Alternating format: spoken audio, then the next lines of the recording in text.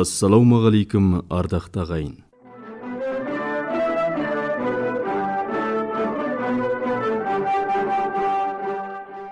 Байнөлге аймағының бұқаралық радиосы кезекті хабарын ұсынады.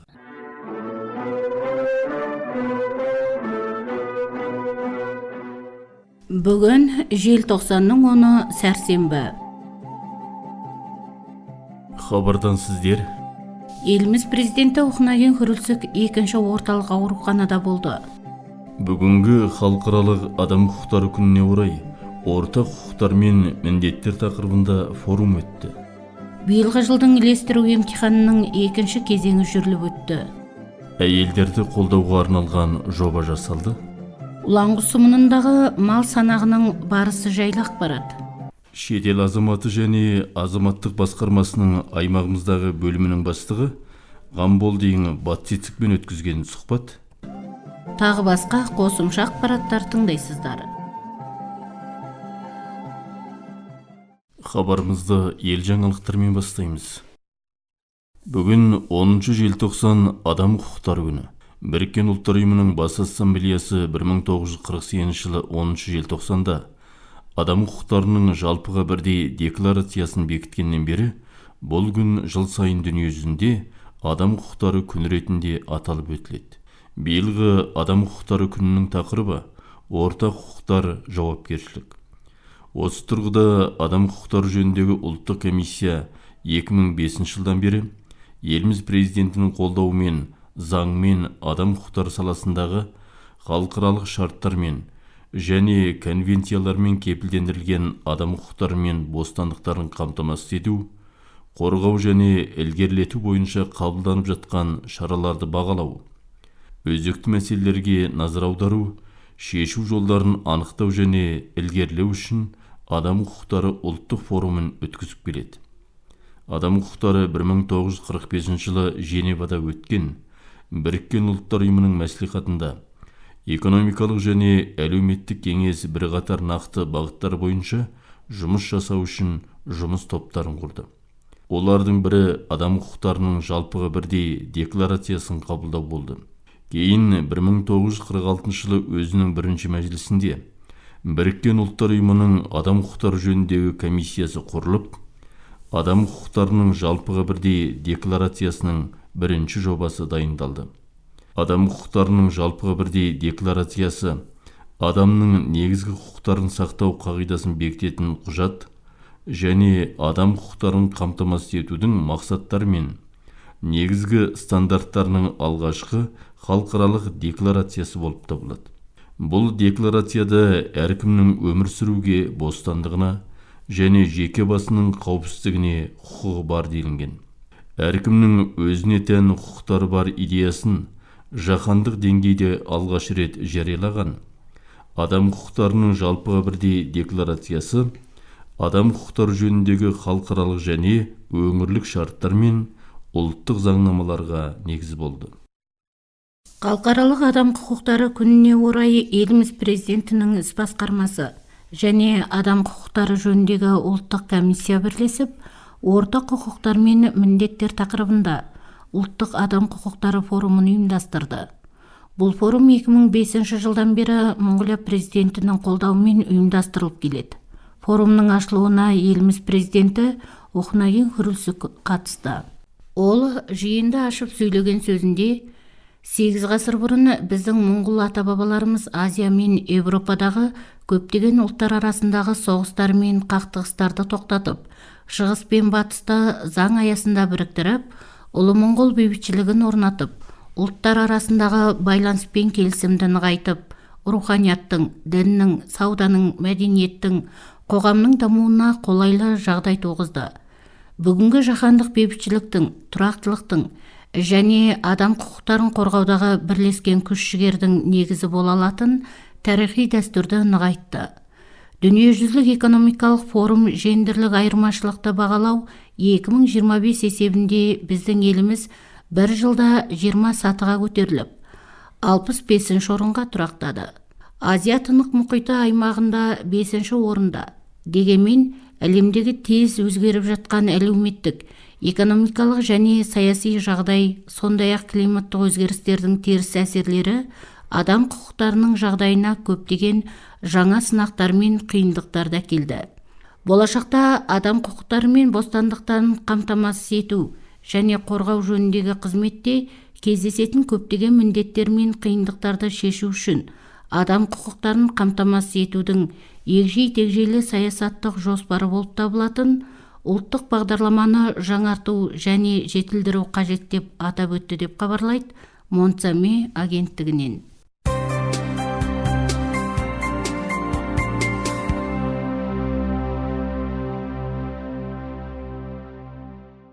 Еліміз президенті Ухнагин Күрілсік екінші орталық аурухана мен аурухананың ағзаларды ауыстырып салу орталығында болды. Оның қолдауымен ағзаларды ауыстырып салу орталығы пайдалануға берілді. Орталық дүрбелеу және микрохирургия зертхана үшін ең жаңа құралдармен жабдықталған. Соның нәтижесінде дәрігерлер тобы өткен наурыз айынан бері 43-тен 65 жас аралығындағы 5 адамға тірі донордан дүрбелеу отасы арқылы бауыр ауыстырып салған. Президент Ухнагин Күрілсік аурухананың дәрігерлермен, дәрбикелермен және қызметкерлермен кездескен кезде олардың халқының өмірі мен денсаулық үшін берген антына адалдықпен берілгендіктер үшін алғыс айтып, жұмыстарынан табыс тіледі. Алдағы уақытта басқа да ағза ауыстырып салу жөніндегі ұсыныстар мен бастамаларды толық қолдайтынын айтты. Елімізде жыл сайын бауыры қатерлі шалдығу көрсеткіші артып, 1745 адам қатерлі ісіктен, 643 адам цирроздан көз жұмады. Бұл дүниежүзіндегі жоғары көрсеткіш. Бауыры қатерлі шалдығу көрсеткіші әлемдік деңгейден 7-ден 8 есе жоғары. Еліміз бойынша бауыр донорына 325 адам кезекте тұрса, оның 25-і екінші мемлекеттік ауруханада жатыр екен. Бүгін үкіметтің кезекті мәжілісі өтіп, онда бірқатар мәселелер қаралып, шешілді. Бюджеттің кіріс құрылымына сәйкес бюджетті үнемді бөлу және жұмсау бюджет тәртібін нығайту, мемлекеттік қаржылық тұрақтылықты қамтамасыз ету мақсатында үкімет басшысы заңдың шатыры ресми өкім шығарып, жалпы бюджет басқарушылары мен аймақ астана әкімдеріне мынадай міндеттер жүктеді. Мұнда Моңғол елінің 2025 жылға арналған бірыңғай бюджетінің атқарылуына сәйкес ұйымдардың басшылығы тиімсіз және жол бермейтін шығындарды қысқартып, бюджетті бөлу және жұмсау кезінде үнемдеу ережесін қатаң сақтау және нәтижелерді есептеу жұмыстарын жүргізу, негізгі жалақыны, жәрдемақыларды, қосымша ақыларды, әлеуметтік және денсаулық қамсыздандыру жарналары, әлеуметтік қамсыздандыру бойынша зейнетақыларды, пайыздық төлемдерді, балаларға арналған жәрдемақыларды, ауруханаларды, мектептерді, балабақшаларды, төтенше жағдайлары ұйымдарын қаржыландыру бірінші кезекте, ал өзге шығыстарды қаржыландыру қаржы істері жөніндегі орталық мемлекеттік әкімшілік белгілеген кезекке сәйкес жүзеге асырылады. Мемлекеттік үнемдеу туралы заңды мүлтіксіз орындау және бюджеттік қаражатқа жаңа жыл, ұйымдық және салалық мереке сияқты бұқаралық іс-шараларды ұйымдастырмау, сый-сияпат дайындамау, ішкі және сыртқы жол сапары, көлік, жанар-жағармай, қонақтар қабылдау шығындарын үнемдеу, ұйымның ішкі тәртіптері мен қарастырылғаны бір жолғы жеңілдіктер мен ынталандыруларды уақытша тоқтату, жиһаз, керек-жарақ, құрал-жабдық, кеңсе тауарларын сатып алмау, үшінші тұлғалармен жаңа кәсіптік қызмет көрсету келісім шарттарын жасамау, сондай-ақ келесі жылы мемлекеттік бағдарламалардың жүзеге асырылатын іс-шараларын қаржыландыруды мемлекеттік ұйымдарға аударуды қамтамасыз ету мақсатында онлайн кездесулер, семинарлар, оқытулар ұйымдастыру тапсырылды. Ал жол-көлік министрі Делгір Сайхын мәжілісте қаралған кейбір мәселелермен таныстырды. Ол өз сөзінде бүгінгі жиында Ғашын Сухайт пен Қансмодының авто және темір жол арқылы көмір экспорттау мәселесі бойынша ақпарат берілді. Басты мақсат қалған кезеңде экспорттық тасымалдауды арттыру.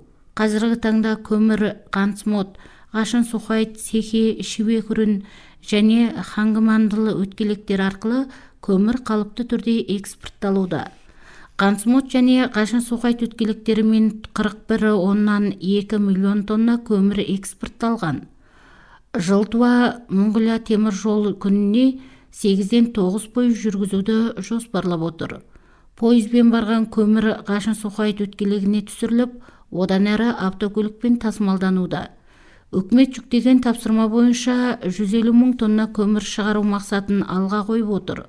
Көліктерді тасымалдаудағы қиындықтарға қарамастан, жедел шаралар қабылданып, бүгінде тәулігіне 1400 көлікпен көмір экспортталуда деп атап өтті.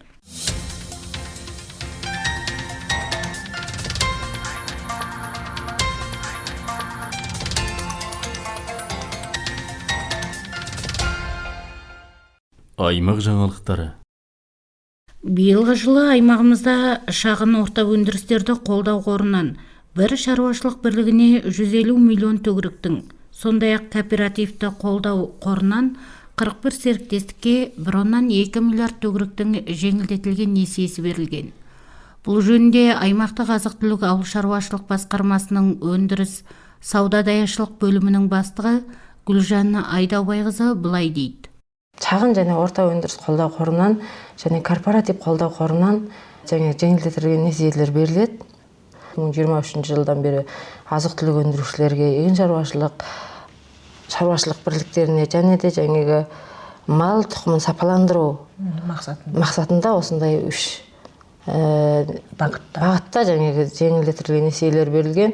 2024 жылы бұл мақсат аясында біздің 8 шаруашылық бірлігіне 1,5 миллиард төгіріктің қаржылай көмегі берілген болса, бұл сан 2025 жылы недәуір өсіп, 2025 жылы шағын және орта өндіріс қолдау қорынан бір шаруашылық бірлігіне қаржылай көмегі берілген болса, корпоратив қолдау қорынан қаржылай көмегі беріліп, елбасымыздың үндеуіндегі азық-түлік қауіпсіздігін қолдау, қанымдау қорынан биыл 8,7 теруім төгіріктің қолдау көрсетіліп отыр. Әрбір қордың өзіндік ереже талаптары бар. Мысалы, шағын өндіріс қолдау қорынан тек қана біздің мекемеге тізімделген арнайы өзінің онлайн парақшасы арқылы біздің базға тіркелген осындай компаниялар қатыса алады. Корпоратив қолдау қоры болғанда тек қана корпоративке берілетін болғандықтан корпоративтер бұл несиені ала алады. Азық-түлік қауіпсіздігін қорғау, қанымдау қозғалыс аясында берілетін несиеге болғанда азық-түлік саласында жұмыс атқарып отқан өндірістер, етті қыста сақтайтын тоңазытқыш салатын, көкөністерді сақтайтын сондай тоңазытқыштар салатын шаруашылық бірліктері қатысқанмен қатар мал тұқымын сапаландыру саласын жұмыс атқарып отырған шаруашылық бірліктері қамтылатын мүмкіндіктері бар. Сыналтылу болғанда қазір барлығы онлайн интернет арқылы сыналтылатын болғандықтан әрбір қағазды біз жобаны өз қолымызға алмаймыз. Әрбір шаруашылық бірліктері жобаларын жазып, өздері интернет парақшасына құжаттарын жүктейді. Сол арқылы жоғарғы жағынан қорлардан құрылған комиссия осы жобаны сыналтып, 4 көрсеткіш арқылы жобалар сыналтылып, өз несиелерін алатын мүмкіндігі бар. Азық-түлік қауіпсіздігін қолдау, қанымдау арқылы берілетін несие болған кезде банкі арқылы берілетіндіктен оған тек қана өзі біздің басқармасына тізімделген базаға кірген компаниялар несиеге қамтылады. Нәтижесі енді біз болғанда халыққа қауіпсіз азық-түлікпен қанымдау, сырт елден кіріп келетін, басқа елдерден кіріп келетін азық-түлікті өзіміз ортада өндіру, жергілікті жерде өндіру мақсатында беріліп жатқан несиелер болғандықтан шаруашылық бірліктерінен күтетін нәтижеміз осы болып тұр. Бұл несиені алғаннан кейін, мысалы, өзіндік қойылатын талаптары, бақылаулары бар. Бұл бақылауда жыл сайын, мезгіл сайын министрден шыққан жұмыс тобы, өзі аймақтан шыққан жұмыс тобы мезгілінде болмаса жылында қайткенде бақылауын қойып отырады. Шағын өндіріс қолдау қорынан несие алған шаруашылық бірліктер мен азық-түлік қауіпсіздігін қолдау қорынан осындай несие алған шаруашылық бірліктеріне бақылауын жасап, тиісті орындарға нәтижелерін қойып бердік. Жалпы енді бұл несиенің қайтарымы қалай болады? Мысалы, уақыты Шағын және орта өндіріс қолдау қорынан берілген несие болғанда 5 жылдың ішінде бұл несиені жаңағы алған шаруашылық бірлік жаңа қорға қайтаратын заңды түрде өзінің нұсқауы бар. Корпоратив қолдау қоры да сондай 5 жылдың ішінде қайтарып сол қорына жияды. Өсімі болған кезде жаңағы шағын және орта өндіріс қолдау қоры болғанда бұрын 3% болатын, қазір биылғы жылдан бастап 5%-ге пайызбен беріледі. Ал корпоратив қолдау қоры тағы 5%. Мына азық-түлік қолдау қоры болғанда 7%-бен беріліп жатыр. Бұл болғанда 48 айдың уақыт ішінде қайтарып банкі арқылы қайтарып салынады деген сөз. Аймағымызда шағын орта өндірістерді қолдау қоры мен кооперативті қолдау қорынан қаржыландырылған жобалар бойынша 52 адам уақытша болса да жұмыс орнымен қамтамасыз етілген.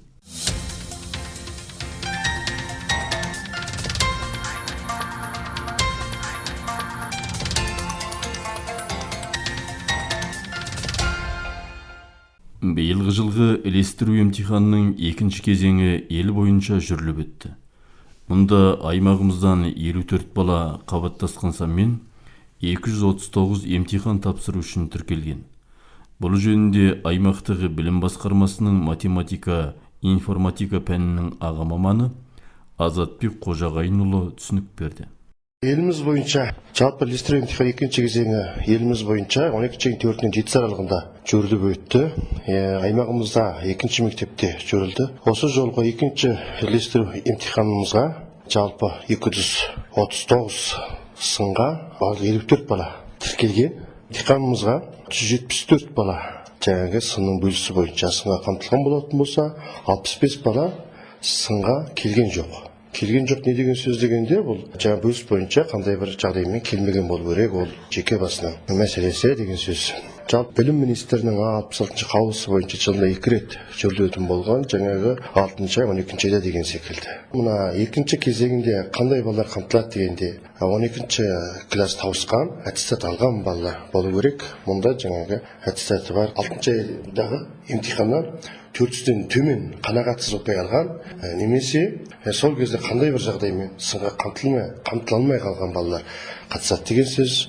Мұнда жаңағы ата-аналар арасында, балалар арасында 11-ші, 12-ші кластар балалар қамтылуға бола ма деген секілді мәселелер айтылып жатады. Мұнда міндетті түрде тауысып, аттестат алып барып, ілестіру емтиханы қамтылады деген сөз дегенді айта кетейік. Ары қарай да балаларға ескерте кететін біраз нәрселер айта кететін болсақ, енді 2025-2026 оқу жылының ілестіру емтиханымыз 6-й айда жүріледі. Оны өздеріңіз жақсы біліп отырсыздар. Яғни енді міне 7 айдай уақыт қалды. Мұнда әр бала осы кезден бастап, яғни 10-шы класстан бастап өз таңдаған маманы бойынша, сабақтарын таңдап, осы бастан бастап дайындығын жақсылап қамдағу керек дегенді айта кетейік. Мұнда тек бала ғана емес, ата-ана, жаңа класс мұғалімі, сабақ беретін мұғаліммен жақсылап ақылдасып, достармен деген секілді, жаңа мысалы дәрігер болу үшін деген секілді, химия, биология деген сабақ таңдауың керек. Сол сабақты инженер болу үшін жаңа физика, математика пәндерінен қайткенде емтихан тапсырады дегенді осыны біз жақсылап осы бастан бастап дұрыс дайындалуымыз керек дегенді айта кетейік. Балалардың көбі осы 12 жасқа келіп қалған кезде кездейсоқ жаңағы мамандар таңдап өзінің алдында дайындалмай жүрген сабақтарға дайындалғандықтан жаңағы қанағатсыз баға беріп жататындар көрініп жатады. Бізде жаңағы не айтқым келіп тұр дегенде, қазір ақпарат заманында мүмкіндік көп. Пейс парақша арқылы, өзінің қандай YouTube арқылы сабақтар болғанда жеткілікті қойылған сонда. Бірінші, екіншіде болғанда жаңағы өз таңдаған маманы бойынша сабақтарын 10-шы класстан бастап тұрақты дайындалуымыз керек дегенді қатты ескерте кетейік, сөйтіп барып жаңа нәтиже шығады дегенді айта кетейік. Биылғы осы оқу жылынан бастап білім басқармасынан небәрі біраз жұмыстар, жаңағы ілестіру емтиханының нәтижесін арттыру жолында біршама жұмыстар жоспарланған. Соның бір жұмысы болып осы ертең, яғни 12-ші 11 күні жалпы 12-ші сыныптардың өзінің қосымша таңдаған сабақтарынан онлайн арқылы сын алынады. Бұған толық өз таңдаған сабақтармен толық қамтылу керек. Мұнда өзінің қандай деңгейде екенін көру керек. Мен осындай сабақтың осындай деңгейде екенмін. Ары қарай осы сабақтан қосымша сабақ алып дайындалмасы болмайды екен тұрғыда бала өзіне ата-ана болған қабат бақылау қою керек дегенді айта кетейік. Жалпы осыдан былай да болғанда ай сайын айында бір рет білім басқармасынан жаңағы онлайн арқылы жаңағы қағаз жүзінде деңгей анықтау тоқтату туралы сын алынып тұрады. Осыған болғанда жаңағы жақсы бақылау қойып жаңасында қамтылу керектігін айта кетейік. Мектептен өз тарапынан да жаңасындар алынып жатады дегенді айтайық. Рахмет. Әрбір оқушы ілестіру емтиханына 10-шы сыныптан бастап дайындалуы керектігін аймақтық білім басқармасының математика, информатика пәнінің аға маманы Азатбек Қожағайынұлы ескертіп отыр.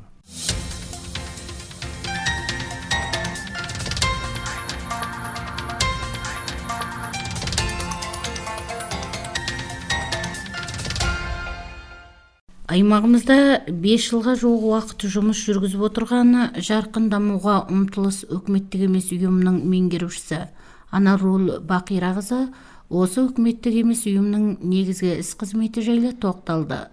Геральт Хөгжлийн тэмүүлэл, яғни жарқын дамуға ұмтылыс бейресми ұйымы 2020 жыл құрылған. Мақсатымыз жастар әйелдердің, соның ішінде нәзік топтағы мүмкіндік шектеулі азаматтардың құқығын қорғау, олардың үнін мемлекетке, әкімшілікке жеткізу, азаматтардың қоғамдағы белсенділігін арттыру мақсатында құрылған ұйым. Біраз шаруалар атқарды, оның ішінде бірнешеуін атап айтсақ, ашық қоғам форумының демеушілігі мен мүмкіндігі шектеулі әйелдердің еңбек жасау және әлеуметтік қамқорлық алу құқығы бойынша заңдар топтамасын қазақ тіліне аударып, мынандай кітапша жасап, осы тақырып аясында оқытулар жүргізіп, заңды насихаттау, дәріптеу мақсатында жұмыстар жүзеге асырдық. Оның сыртында саясаттағы әйелдердің белсенділігін арттыру мақсатында дұрыс таңдау деген тағы да жоба жүзеге асырып, өз үлесімізді қостық. COVID-19 індет салдарынан денесі әлсіздеген нәзік топтың көпбалалы отбасыларына Еуропа одағының бірге жеңейік атты жобасы Бай-Өлге аймағымызда жүзеге асқан болатын. Осы жобаның серіктес ұйымы ретінде біздің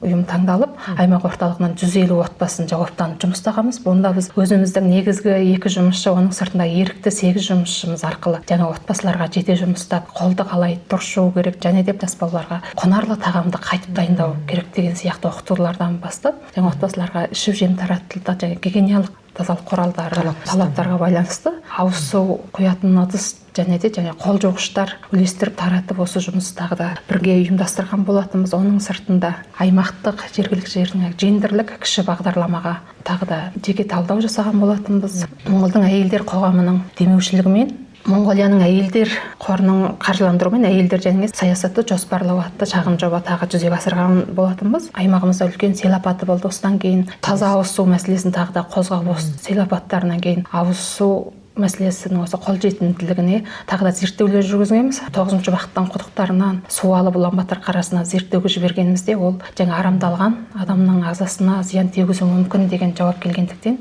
өлгесімнің әкіміне тағы да осы 9-шы аумақтан аймақтық сумындық депутатқа шыққан адамдарға сол ашық хат және де үндеу жолдап, тереңдетілген құдық санын қосу керек екен, ауыз су мәселесі шешу керек екен деген ашық хат және жолдағымыз болсын. Орталығы Ұланбатыр қаласында орналасқан аймақтарда да бар мүшелігі, 9 мүшелігі бар. Осы сайлау уәделерін бақылау деген жастардың бейресми ұйымдарының желісі жұмыстайды. Осыда желіге 2 жыл көлемінде мүшелікке жұмыстап, біз болғанда сол азаматтар жұмыспен қамту бағытында үкімет бастап отырған саяси партиялардың жаңа уәдесін бақылау, соларға талап ету, ықпалын тигізу жөнінде осындай жұмыстағы атқарғанбыз. 2020-24 жылғы Ұлығыр және жергілікті жер сайлауында жастардың пікір беру және сайлауға қатысу белсенділігін арттыру тұрғысында және жастарға бағытталған жұмыс істеп, жас сайлаушылардың елшісі ретінде біздің ұйым тағы да жұмыстаған болатын. Оның сыртында қайырымдылық қорларын ұйымдастырып, әлеуметтік тұрмыс тіршілігі төмен отбасыларға көмектесіп, соның ішінде бір нәзік топтың бір отбасын тағы да баспаналы болдырдық. Қазіргі атқарып отырған жұмыстарыңыз қандай? Қазіргі таңда біз Біріккен ұлттар ұйымының даму бағдарламасының аясында сол демеушілігімен Бай-Өлге аймағында әйелдерді жұмыспен қамту саясатына ықпал ету атты қысқа мерзімді шағын жобаны жүзеге асырып отырмыз. Бұл жобаның мақсаты әйелдерді жұмыспен қамту бағытында үкіметтік және жергілікті жерден қандай бағдарлама іс-шаралар жұмыс жүргізіліп жатыр, осыларға азаматтардың қатысуымен көлденең бақылау жасау. Және де екінші мақсатымыз әйелдерді жұмыспен қамту саясатына сәтті жүзеге асуына азаматтардың қатысуымен ықпал ету іс-шараларын жүргізіп отырмыз. Жалпы бұл неге негізделіп жасалып отыр? Аймағымызда өзекті мәселелердің бірі жұмыссыздық екені белгілі. Бұны статистика бөлімінің мәліметтері және де аймағымыздың еңбек қамқорлық даяшылық басқармасының мен бірге жұмыстаудың арқасында, соның ішінде әйелдер жұмыспен қамту мәселесі өте өзекті екенін тоқтатып, Біріккен ұлттар ұйымының даму қорына өзіміздің жобамызды жөнелткен болатынбыз. Бұл жобаға болғанда еліміздің түкпір-түкпірі 21 аймақ 9 ауданынан 96-дай жоба жөнелтілген. Бұл жобадан 30 жоба сыналтылған. Соның ішінде біздің аймағымызда әйелдерді еңбекпен қамтуға саясатына ықпал ету жобамыз жүзеге асырылған. Бұл жоба жүзеге асқанда уақыты бар екен, қысқа мерзімдік. Осы уақыт аралығында қандай жұмыстарды қолға алып отырсыздар? Осы жобаны сәтті жүзеге асыру тұрғысынан және де маманды бағдар беру тұрғысынан даму бағдарламасының кеңесшілер қыркүйек айында аймағымызда келіп жұмыстаған. Бұл кезде қыркүйек айында аймағымыздың бейресми ұйымдарының өкілдеріне азаматтық қатысудың маңыздылығы мен қатысу әдістері атты оқытуды кеңесші Мандығай қатымен бірге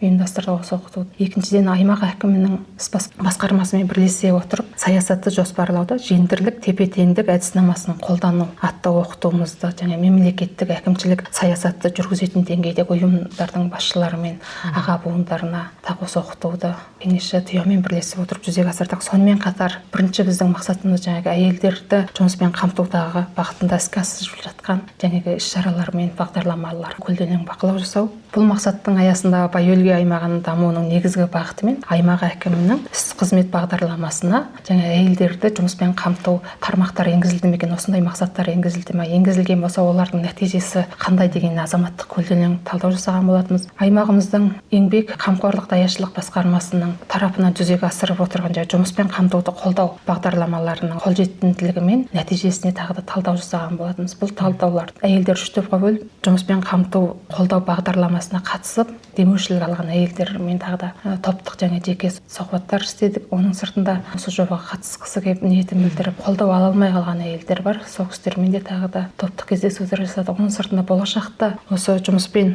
қамту қолдау бағдарламасына қатысқысы келетін, қамтылғысы келетін әйелдермен де кезігіп жеке және топтық сұхбаттар жасадық. Пікірлерін алу тұрғыдан осындай 20 сұрақтық тағы да сауалнама арқылы қорытындылаған болатынбыз. Сондықтан аймағымыздың барлық әйелдерін, соның ішінде жұмыссыз әйелдерді болашақта үкіметіміздің, аймағымыздың іс-шара бағдарламаларына өздеріне қандай қолдау керек екен деген өз пікірлерін, нұсқаулықтарын білдірсе деген бір өтінішіміз бар. Өздерінің ой пікірлерін Facebook желісіндегі Герлт Көкшілен Темуіл пейджісінің чаты арқылы және электрон пошта арқылы денелей келіп бізге айтуына болады. Жендерлік зорлық-зомбылыққа қарсы 16 қонақ жорығы жүріліп жатыр ғой. Осының аясында біз жыл сайын осы жорыққа қатысып, оқытулар жүргізіп, әсер ету жұмыстарын жүргіземіз. Осы 16 қонақтың аясында әйелдерге арналған өзіңді бағала, біздің өніміз деген осындай кітапша арқылы оқытулар жүргіземіз. Және ерлерге арналған ерлік болмыс және жендерлік зорлық-зомбылық атты осы кітапша арқылы оқытулар жүргізіп жатырмыз.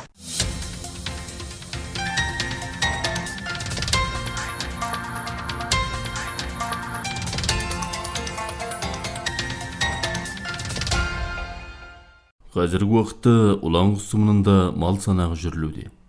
Аталмыш сұмынның 11 бағында 1347 малшы отбасы бар. Осы өлкедегі мал санағының барысы жайлы Ұланғұс сұмыны әкімінің орынбасары Есерхан Болатұлы мәлімет берді. Мал санағы осы айдан бастап, осы айдың 7 күннен бастап барлық 11 бақтың әкімдері жұмыс толық құрылып, барлық 11 бақта мал санағы жүріліп жатыр. Қазір жоспар бойынша малдың санағы қазіргі жағдаймен 60%-ке жетті деген мәлімет алып отырмыз бақтың әкімдерінен және жұмыста отырған азаматтардан.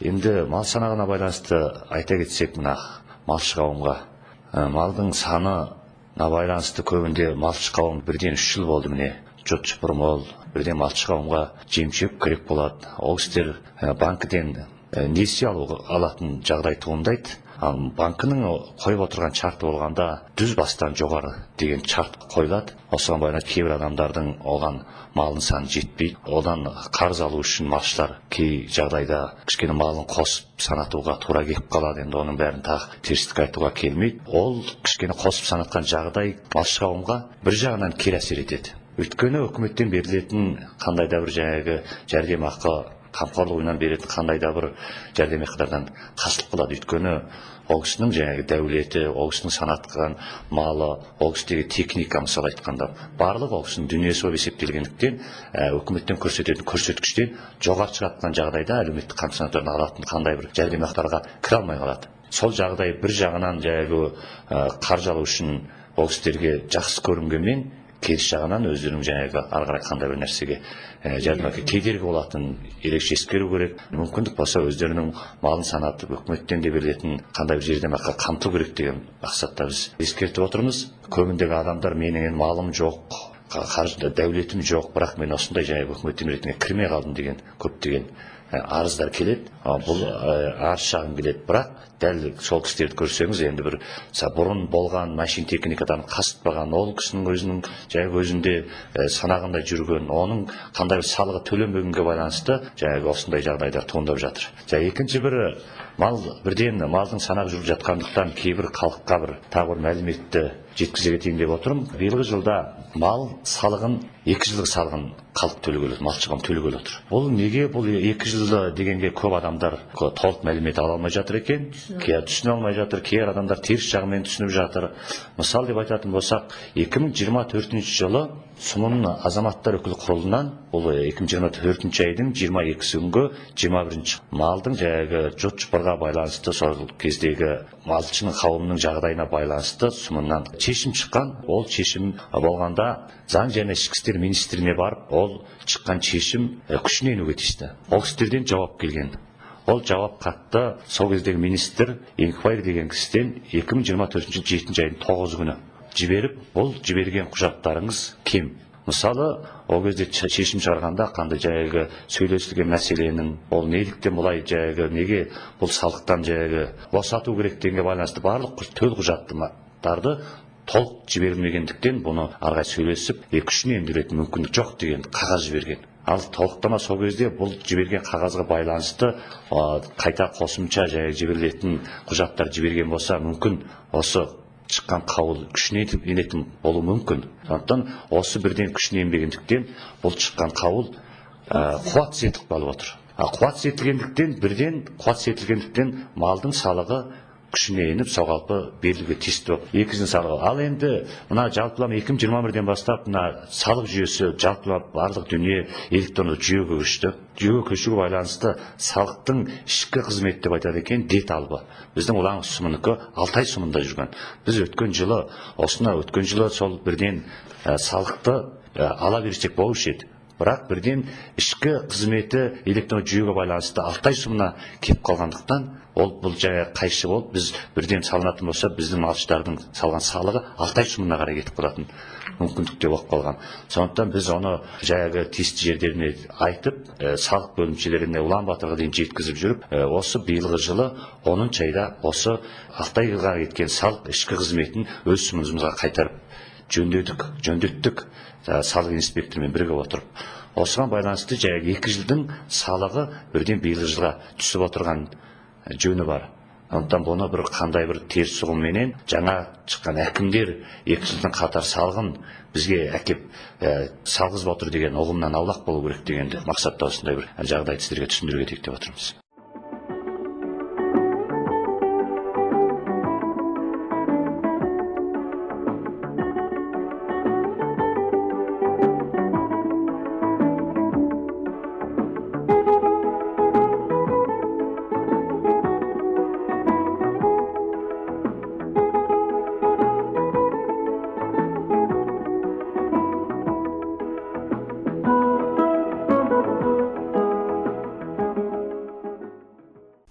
Қазіргі таңда аймағымыздан Қазақстанға көшіп барып, одан кейін туған жеріне қайта оралғанымен, Монғолия азаматтығынан шығып қалып, Сарпылданға түсіп жүрген азаматтар бар.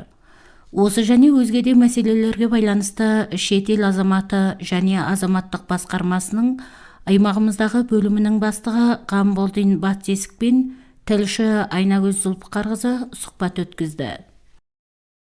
Ер нь танай байгууллагын чиг үүрэг юу ах вэ? Манай байгууллагын гол чиг үүрэг нь бол одоо нэрэн дээрээсээ харагддаг гэж би боддог. Гадаадын иргэн харьяатын газар гэдэг нь хоёр том чиг үүрэг хэрэгжүүлдэг байгууллага. Эхний чиг үүрэг нь болохоор Монгол улсад ирсэн гадаадын иргэн харьяалгүй хүн Монгол улсын хилээс ороод буцаад Монгол Улсын хилээр гарах хүртэлх бүх одоо хяналтыг хэрэгжүүлнэ. Виз оршин суух зөвшөөрлөлийн хугацаанд нь хяналт тавина. Виз оршин суух зөвшөөрлийг олгоно, хасал хийн гэх мэтчлэн юм одоо хуулиар хүлээлгсэн чиг үүргийн дагуу үндсэн чиг үүргүүдийг хэрэгжүүлдэг. Одоо нэг том чиг үүрэг нь болохоор хариатын тухай хуулиар заасан Монгол Улсын хариат болох, Монгол Улсын хариатаас гарах, Монгол Улсын иргэний хариаллыг сэргээн тогтоолох хүсэлт гаргаж байгаа хүмүүсийн хүсэлт материалын бүрдлийг хангуулж төв газартаа уламжилж шийдвэрлүүлдэг ийм үндсэн чиг үүргийг хэрэгжүүлдэг ийм байгууллага байгаамаа. Харьяалалгүй хүн гэж ямар хүн хийлдэг вэ? Харьяалалгүй хүн гэдэг одоо тодорхойлтыг бол манай хэрэгжүүлж байгаа гадаадын иргэний эрх зүйн байдлын тухай хуулиндор бол Монгол Улсын ч харьяалалгүй ямар нэгэн улсын харьяалт байхгүй тийм хүнийг харьяалалгүй хүн гэж ингэж тодорхойлсон байдаг. Ямар нэг улсын харьяат байгаа хүнийг бол одоо гадаадын иргэн гэдэг одоо тодорхойлолтоор одоо хууль дээр одоо хуульчилж өгсөн энэ одоо тодорхойлолтынхаа дагуу одоо бид нэр чиг үүргийг хэрэгжүүлээд ингэж явдаг юм байгууллага. За манай аймаг бол та сая өөрөө хэллээ. Одоо хариатын чиглэлээр одоо асуудал их байна гэд. Одоо манай аймгийн хэмжээнд бол өнөөдөр манай байгууллага дээр бүртгэлтэй 40 орчим харьяалалгүй хүн байна. За энэ 40 орчим харьяалалгүй хүмүүсээсээ иргэний харьяаллаа сэргээн тогтоолгоно гэд ингээд өргөдөл материалаа ерөнхийлөгчийн нэр төр ингээд гаргаад явж байгаа 33 хүн байна. За үлдсэн хүмүүс маань бол өргөдөл материалаа бүрдүүлээд өгөх шаардлагатай ийм хүмүүс байгаа. За энэ 40 хүнээс бол 18 наснд хүрээгүй 4 хүүхэд байна. Иргэний харьяаллыг сэргээн тогтоолгох гэж юу яриад байгаа юм бэ гэдгийг дахиад би тодорхойлоод хэлчихье. Хүмүүс бас энэ дээр буруу ойлголттой яваад байдаг. Урд нь Монгол Улсын харьяат байсан. Тэгээд Монгол Улсын харьяатаас гараад өөр улсын харьяат болоод за дахиад тухайн улсынхаа харьяатаас гараад Монгол Улсын харьяат болох хүсэлтэй хүмүүсийг сэргээн тогтооно гэж ярьдаг. Жишээлбэл Казахстан улсад ингээд төрсөн одоо местний гэж ярьдаг штэ. Казахстан улсын уугуул хүмүүс одоо Монгол улсын иргэн болохыг хүсэх юм бол тухайн хүн иргэний харьяал сэргээн тогтоолох хүсэлт биш, харин Монгол улсын харьяат болох хүсэлтийг өгөх ёстой. Энэ хоёр ойлголтыг ялгаж цалгах ойлгох ёстой болов гэж би ингэж бодож байна. Ер нь манай аймагт энэ харьяалгүй хүмүүс юм нэлийн тоо байгаа шүү дээ. Энэ хүмүүс хүсэлтээ гаргаад ер нь хуулийн хугацаа нь хэр шаарддаг юм? За иргэний харьяал сэргээн тогтоолгох хүсэлт гаргахын тулд бас бүрдүүлэх бичиг баримтын жагсаалт гэдэг бүр ингээд журмаараа батлагдсан тийм жагсаалтууд байдаг. Монгол улс өөрөө хоёрдмол харьяал хүлээн зөвшөөрдөггүй юм улс. Хэрвээ гадаад иргэнтэй Монгол Улсын харьяат болохыг хэрвээ иргэний харьяал сэргээн тогтоолохыг хүсэх юм бол одоо харьяа улсынхаа харьяатаас заавал гарсан байхыг бид нэр шаарддаг байхгүй юу? Тухайн улсын харьяатаас гараад харьяалгүй болсныхоо дараа манад ирж өргөдөл хүсэлтээ гаргах ёстой. Албан ёсоор 40 хүн бүртгэлтэй гээд байгаа боловч харьяалгүй хүн маш их олон байна гэд ингээд яриад идэх хүмүүс хэрвээ үнэхээр харьяалгүй болцсон одоо иргэний харьяал сэргээн тогтоолоход ямар бичиг баримт бүрдүүлж өгөхөө мэдэхгүй хаан хандхаа мэдэхгүй хуулийн мэдлэггүй хүмүүс байх юм бол одоо ямар ч санаа зовох зүйлгүйгээр манай хэлтс дээр иш хандаач манай хэлтсийн одоо энэ бүртгэлд хамрагдаач одоо хүн болгоны Монгол Улсын харьяатаас хизээ ямар байдлаар яаж гарсан тэр хүн яаж ингээд харьяалгүй болсон гэдэг одоо шалтгаан нөхцлүүд нь хүн болгоных өөр өөр байгаа штэ. Тэгэхээр тухайн хүнтэй бид нэр ярилцлага хийн, бичиг баримтуудын хянаж үзнэ. Тэгээд бид нэр хуулийнхаа дагуу за та одоо ийм өргөдөл материалыг ингэж гаргаад ингээд одоо ийм ажиллагаанууд хийгдэх шаардлагатай байна. Таны зүгээс бид нэр ийм бичиг баримтуудыг ингэж шаардна. Та энэний дагуу ингээд өргөдөл материалаа өгөөч гэдэг хуулийн зөвлөгөөг нь манай хэлтсийн одоо хяналт улсын байцаагч нар бол тухайн бүрд нь ингээд хуулийн хүрээнд зөвлөгөө явж байгаа. За хүсэлт гаргасан тохиолдолд тэрний одоо хуулийнхан бүрдэл нь хангаглаа гэж манай хэлтсийн хүмүүс үтсэн тохиолдолд түүнийг ерөнхий газар руугаа уламжилна. Тэгээ хуулийн дээр бүх процедур нь заасан байгаа. Манай ерөнхий газар дээр хүсэлт очлоо. Манай ерөнхий газрын иргэний харьяал хариуцсан мэргэжилтнүүд бас тодорхой хэмжээний ажиллагаануудыг хийдэг. Одоо 2-3 байгууллагаас санал авдаг. Тухайн саналынхан хариу ирсний дараа тухайн хүний талаар дүгнэлт гардаг.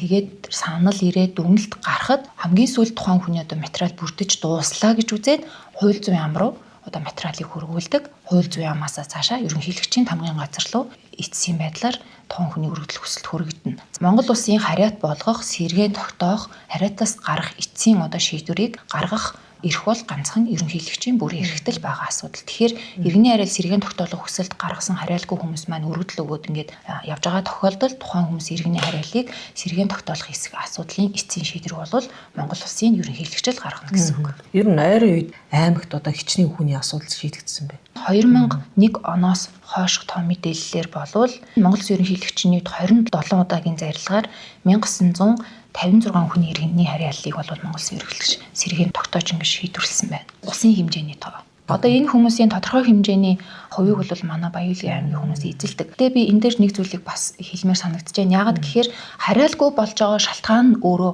хоёр өөр байгаад байна л да.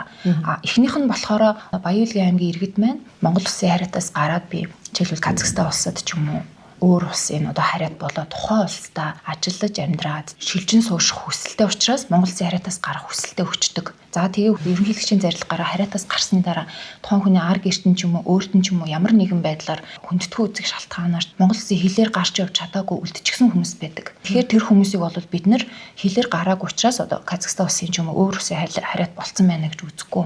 Ингэж хариалгүй болцсон нэг хэсэг хүмүүс байна. Хариалгүй болж байгаа хүмүүсийн ихэнх нь бол Казахстан улсад очиод тухайн улсын иргэншлиг авцсан, Казахстан улстай тодорхой хугацаанд оршин суудсан. Тэгээд Монгол улстай буцаж ирээд дахиад би Монгол Улсын иргэн болмоор байна гэд тухайн улсынхаа ерөнхийлөгчийн зарилгаар хариатаас гараад Монгол улсад ирээд оршин сууж байгаа бас нэг өөр төрлийн хариалгүй болцсон юм хүмүүс байгаа даа байхгүй юу. Тэгэхээр сая миний нөгөө хэлснээр одоо тухайн хүн яаж явж байгаа хариалгүй болцсон тий. Тэрийг нь бид нар шалтгаан нөхцөлийн тогтоож аж тухайн хүнийхээ одоо онцлогт нь нийцүүлээд хууль заасан одоо ажиллагааг ин хийж асуудлын шийдвэрлэх тал дээр бид нар ингээд явах хэрэгтэй гэж бодож байна. Ер нь төр орсон суугч гэж хүмүүс байгаа тий. Энэ хүмүүс одоо хэр хугацаагаар тийм эрх хэлэхгүй. Бас гадаад иргэний эрх зүйн байдлын тухай хуулийн дээр болвол албан болон хувийн хэрэгээр оршин суугч гэдэг ийм ойлголт байгаа. За албан болон хувиргээр оршин суухдаа гадаадын иргэн хариалгүй хүн албан болон хувиргээр оршин сууж болно. Гэхдээ хууль заасан одоо нөгөө визийн ангилал гэж байгаа. 64 төрлийн визийн ангилал байгаа. Мөн одоо Монгол улсын виз олгох журам, гадаад иргэнд оршин сууж зөвшөөрөл олгох журам гэд засгийн газраас 2021 онд батлаад өгсөн 2 том журам байгаа. Энэ журам дээр зааснараа одоо тухайн гадаад иргэн хариалгүй хүн маань ямар төрлийн оршин сууж зөвшөөрөл авж байгаагаас шалтгаалаад оршин сууж зөвшөөрлийнхэн хугацаанд бас өөр байдаг. Жишээлбэл хөдөлмөр эрхлэгч ч юм уу хөрөнгө оруулагч ажиж байгаа гадаад иргэнд бол нэг хүртэл жилээр гэж тогтоогод өгсөн байдаг. Хэрвээ Монгол Улсын хариатаас гараагүй хоёрдон хариалтай хүмүүс байдаг. Эсвэл Монгол Улсын хариатаас гарсан Казахстан улсын иргэн хүмүүс оршин сууж зөвшөөрөл авах юм бол мөн тухайн хүмүүст одоо 3 хүртэлх жилээр оршин сууж зөвшөөрөл авах ийм хуулийн заалттай. Тухайн гадаад иргэн хариалгүй хүн маань оршин сууж зөвшөөрлийнхэн хугацаа нь ингээд дуусаад дахин сунгуулж болно. Хамгийн гол нь оршин сууж зөвшөөрлийн хугацаа дуусахаас өмнө хүсэлтээ гаргавал дахиад тухайн хүний хууль заасан хугацаагаараа дахиад оршин сууж зөвшөөрлөө хэдэн ч удаа сунгуулад ингээд явах боломжтой. Хариалгүй хүмүүс маань бас оршин сууж зөвшөөрөл авах юм хуулийн заалттай байдаг. Тэр хариалгүй хүний иргэний хариал сэргээн тогтоолох хүсэлт гаргах чагсаалт байгаа шүү дээ. Бүрдүүлэх материалын чагсаалтын дотор хариалгүй хүний Монгол улсад оршин суух зөвшөөрлийн үнэмлэхний хуулбар гэж бас бүрдүүлэх материал дотор байдаг байхгүй. Тэгэхээр иргэний хариал сэргээн тогтоолох хүсэлт гаргаж байгаа хүмүүс маань эхлээд оршин суух зөвшөөрлөө авах нь байна. Тэгээ оршин суух зөвшөөрлөө авсны дараа иргэний хариал сэргээн тогтоолох хүсэлтийг гаргах боломжтой. Манай аймагт ихэнхдээ нөгөө хариатаас гарсан хариалгүй хүмүүс хүсэлтээ гаргаад асуудал маань шийдэгдэхгүй олон жил боллоо гэж ярьдаг юм билээ.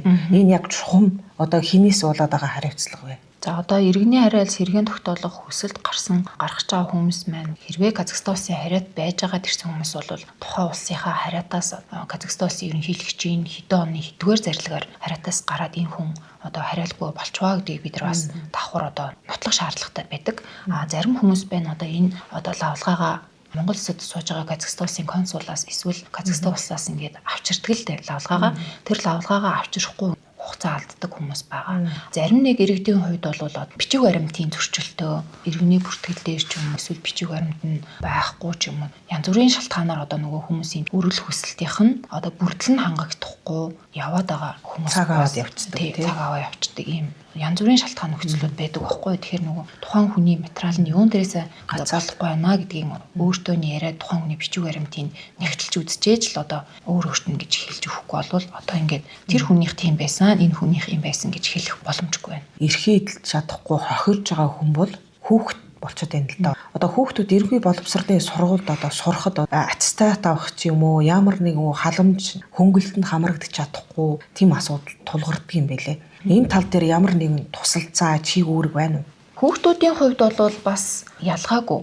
Нөгөө хууль заасан л гадаад иргэн эсвэл хараалгүй хүн гэдгээрээ нэгэн адил бичиг баримттай оршин суугч зөвшөөрлөө ингээд авах хэвээр. Одоо бол ерөнхийдөө оршин суугч зөвшөөрлөө хуулийн дагуу авсан гадаад иргэн хараалгүй хүүхдүүд бол сургуульдаа суралцаад ингээд явж байгаа. Яг хүүхдтэй оршин суугч зөвшөөрлөө авч чадаагүй, оршин суугч зөвшөөрлөө өгт аваагүй бичиг баримтгүй хүүхдүүд одоо хичнээн сургууль сурж байгаа хэрнээ нөгөө програмд дүн нь орж чадахгүй ингээд явж байгаа юм хүүхдүүд байгаа. Тэгэхээр манай гадаад иргэний эрх зүйн байдлын тухай хуульд орсон нэг том нэмэлт өөрчлөлт нь болохоор гадаад иргэнд давтагдшгүй 13 оронтой регистрийн дугаарыг олгодог болчихсон. Оршин суугч зөвшөөрөл авсан гадаад иргэн. Тэр 13 оронтой регистрийн дугаар авсан гадаад иргэн маань хараалгүй хүн маань одоо төрийн альч байгууллагад очиж үйлчилгээ авах юм боломжтой болсон байгаа байхгүй. Тэгэхээр хамгийн гол нь эцэг эхчүүд маань хүүхдээ бичиг баримтжуулах хэрэгтэй байна. Энэ 2020 оноос өмнө төрсний гэрчлэгээр ирсэн Казахстан улсын иргэн хүүхдүүдэд бид оршин суугч зөвшөөрлөө олгодог байсан. Одоо хуулийн нэмэлт өөрчлөлтөөрөө хүүхдэд бас Казахстан улсын паспорт шаарддаг болсон. Тэгэхээр хэрвээ паспорт аваагүй хүүхдтэй эцэг эхчүүд байвал хүүхдтэй паспортыг авч өгөөч. Паспорт авсан бол тухайн хүүхэд 16 нас хүрээгүй болвол ямар нэгэн байдлаар виз хугацаа хэтрүүлсэн ч гэсэн хүүхдийг бид нэр торгохгүй торгуулаас нь чөлөөлөөд зохих материалын бүрдүүлээд оршин суугч зөвшөөрөл авах тал дээр нь бид нэр бол тусалцаа бол байгаа. Тэгээд энэ дээр би нэг зүйлийг хэлмээр байна. Хүмүүс маань иргэний харааллынхаа асуудалтай нухацтай хандаач. Ямар нэгэн юм хөнгөн хуймгаа сэтгэлийн хөөрлөөр иргэний харааллын асуудалтай хандчихдаг. Тэгээд Монгол Улсын яриатаас гарах бол амархан. Эргээд сэргээх асуудал бол хэцүү байдаг шүү. Тийм болохоор маш их хугацаа шаардна. Танаас маш их мөнгө төгрөг шаардна. Маш их бичиг баримт шаардна. Тийм бол иргэд маань Монгол Улсын яриатаас гарах асуудал дээр маш юм хугацтай хандаад заавал Казахстан улс биш өөр улсад очиж бас амьдарч болно шүү. Тухайн улстай үнэхээр очиж ажиллаж амьдрах одоо чин хүсэлтэй байгаа бол маш сайн бодож энэ шийдвэрийг гаргаач. Иргэний харааллын асуудал гэдэг чинь өнөөдөр хариатаас гараад маргааш Монгол улсын иргэний хариад орох амархан шийдэгддэг асуудал биш ээ. Эндээс одоо эцэг эхээ дагаад хүүхэд маань өөрөө хараалгүй болчихжээ. Сургууль соёлдоо суралцаж чадахгүй байна. Төрийн ямар нэгэн одоо үйлчлэгээ авч чадахгүй ингээ хоохрох асуудлууд үүсээд байгаа учраас энэ дээр хүмүүс маань хариуцлагатай хандаач гэж би бас хэлмээр байна. Сіздер шетел азаматы және азаматтық басқармасының аймағымыздағы бөлімінің бастығы Ғамболдин Батсесікпен өткізген тілші сұхбатын тыңдадыңыздар.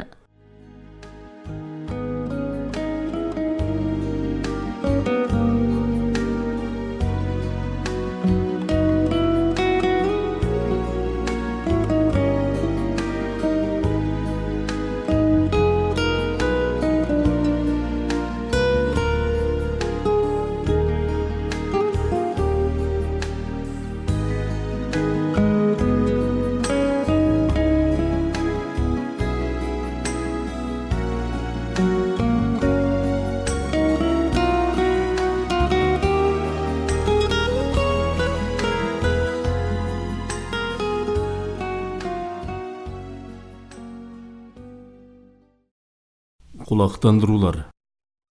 9 айдың басында Сақсай сұмыны Қызылжар өлкесінен сол жағы артқы аяғы ала, екі құлағында кезені бар, керауыз қара сарлық сиыр жоғалды. Көрген білген адам болса 85-34-81-71, 95-34-81-71, 96-34-81-71 телефондарына хабарласыңыздар. Мол мөлшерде сыйлық бар. Мәлімет берушінің есімі құпия сақталады.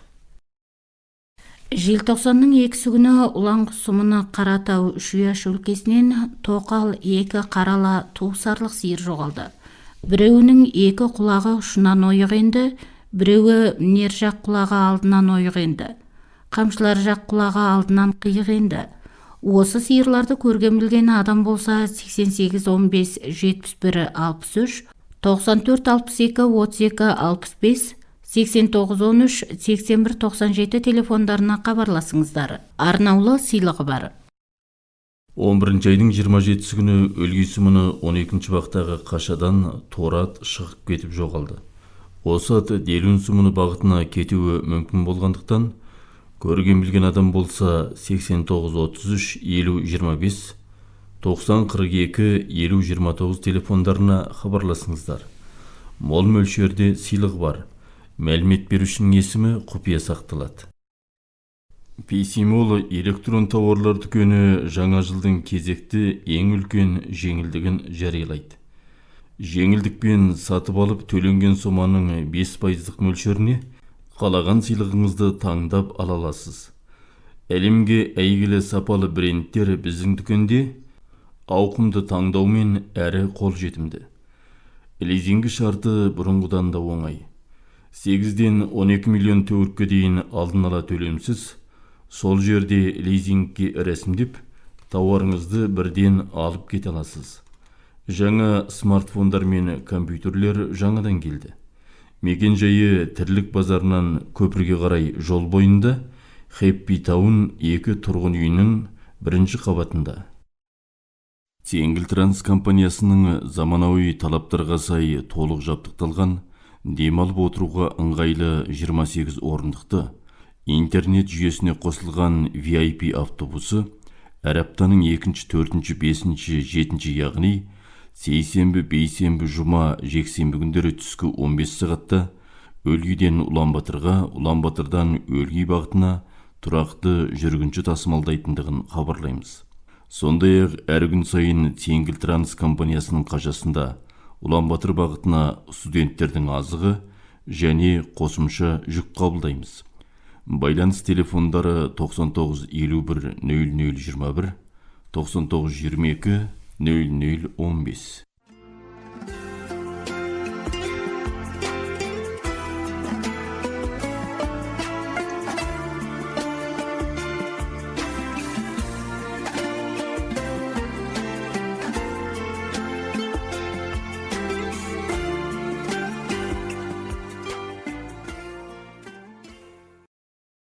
Көңіл айтамыз.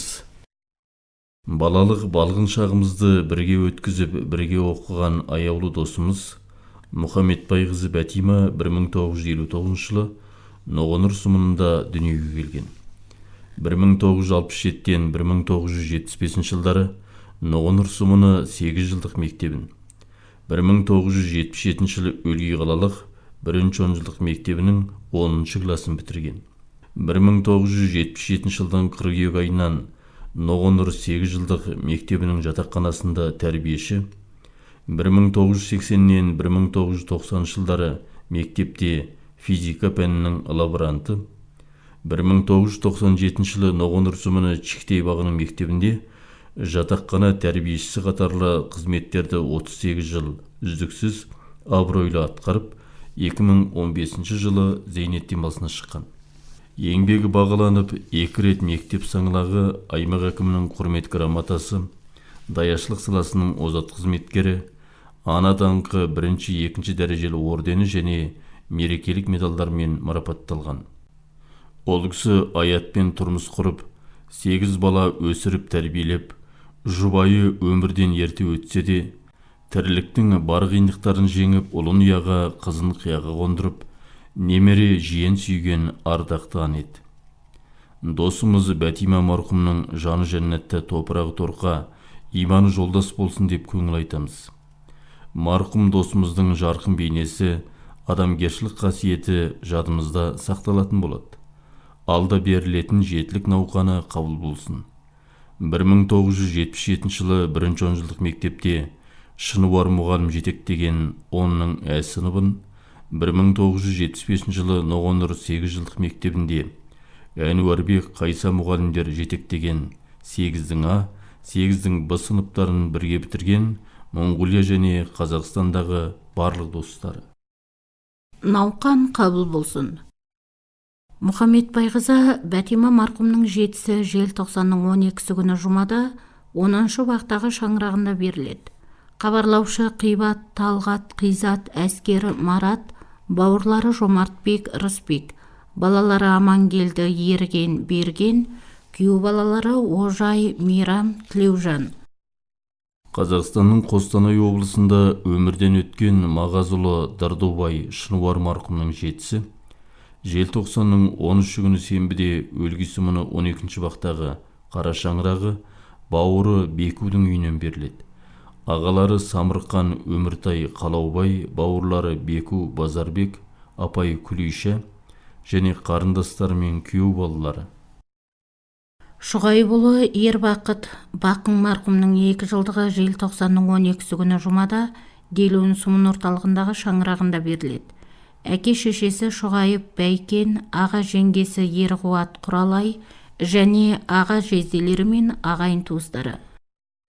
Бабайұлы Талғат марқұмның 3 жылдығы желтоқсанның 12-сі күні жұмада Алтай сұмыны 1-ші бақ Маманқорадағы әкесі Бабайдың шаңырағында беріледі.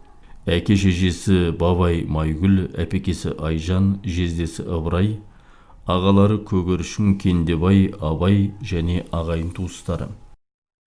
Хабар айтамыз. Сақсай сұмыны тұрғыны Бақат Арыққұлырұлы Назарбекұлы Шұғайып айдың 9 күні мезгілсіз қайтыс болды. Марқұм Шұғайып ертең, яғни айдың 11 күні бейсенбіде Сақсай сұмыны дайынның көп бейтіне жерленетіндігін хабарлаймыз. Хабарлаушы атасы Әніс, апасы Жәзгей, әке шешесі Назарбек Жайнагүл, аға жеңгелері Жұмагелді, Үміт, Құдайберді, Аллаберді, әпекесі Бұлбұл және ағайын туыстары мен нағашылары. Сақсай сұмыны 6-шы бақ тумасы Төлек Бақатайрұлы Қабдолдаұлы Идаят 69-ға қараған шағында науқастан бүгін желтоқсанның 10 күні қайтыс болды. Марқұм Идаят желтоқсанның 12-сі күні жұмада өлгей сұмыны 12-ші бақтағы шаңырағынан шығарылып, Сақсай сұмыны Көкадырға жерленетіндігін хабарлаймыз. Хабарлаушы ағасы Қазыбай Зайыбы Риза, бауырлары Заңғары Алдаберген Елеусіз, Әл-Фараби Қажымұқан Сәкен, қарындасы Риза, балдыздары Ақан Сері Шепен, балалары Ноқ Смағұл Қажымұрат және қарындастары мен қыз күйеу балалары келіндері. Құрметті тыңдармандар, бүгінгі хабарымыз осымен аяқталды. Аман, сау болыңыздар.